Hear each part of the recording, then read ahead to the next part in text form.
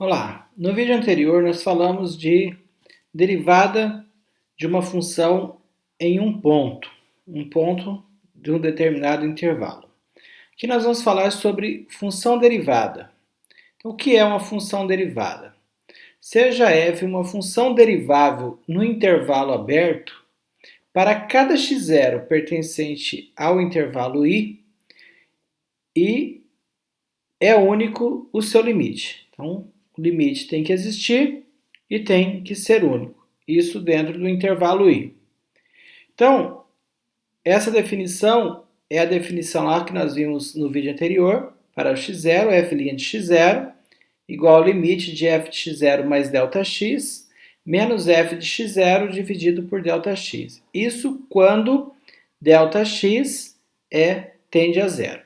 Então, se a função é derivável nesse intervalo, se existe esse f' de x0 e se ele é único, esse limite, então quer dizer que a função também será derivável nesse intervalo.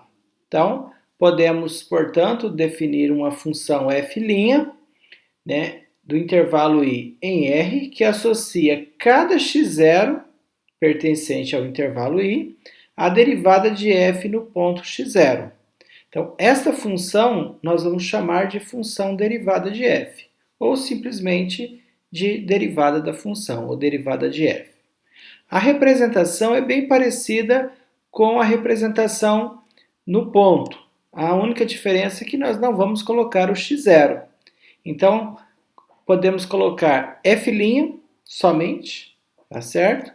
Ou podemos colocar d de f dividido por d de x, ou podemos colocar simplesmente de d de f. Então, f' significa derivada da função. d de f dividido por d de x, derivada da função. E d de f também derivada da função. Então, qualquer uma das três representações estará correta e estará indicando a derivada da função.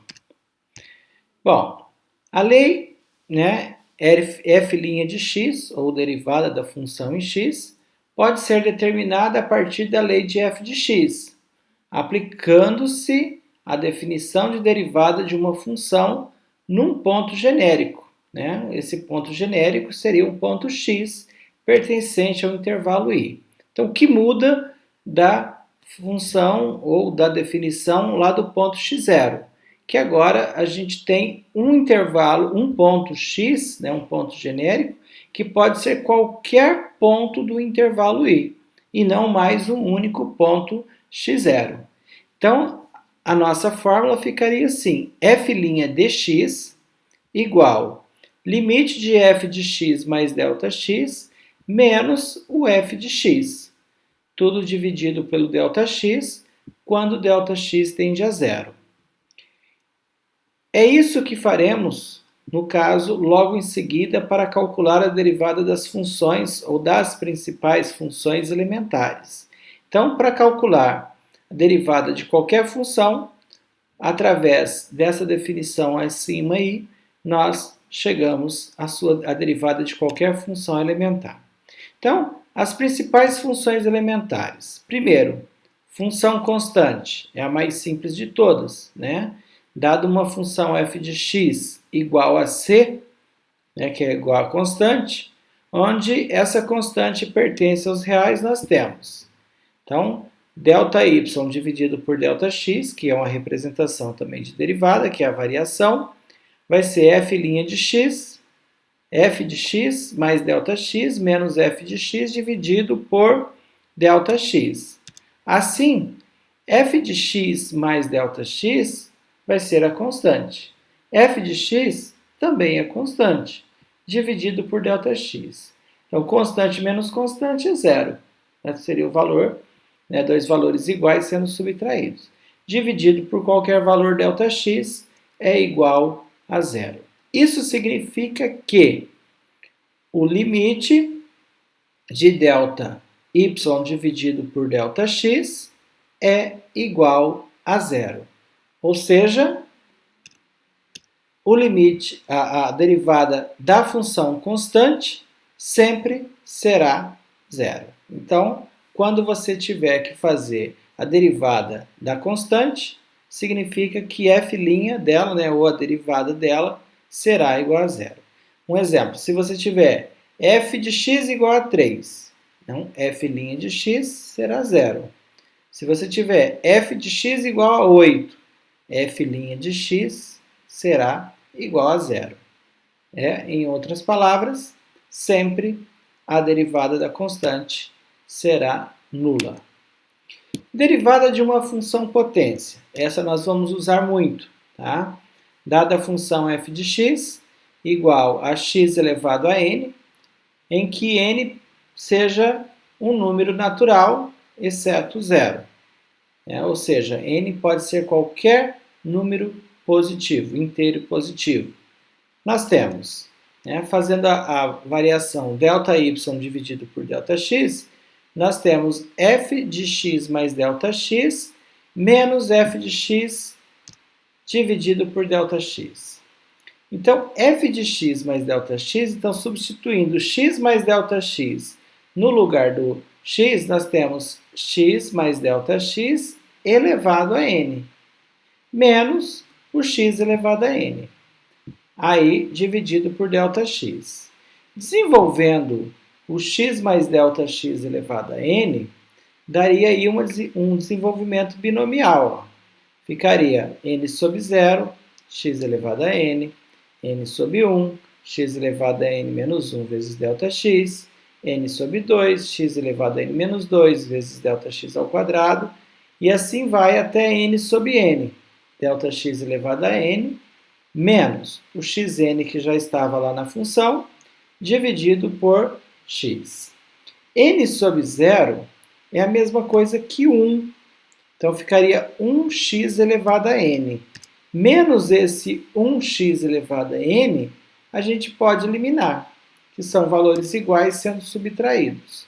Sobraria n sobre 1, x elevado a n menos 1, n menos 2, x elevado a n menos 2 vezes ΔX, e até chegarmos no n sobre n, ΔX elevado a n menos 1 sobre ΔX.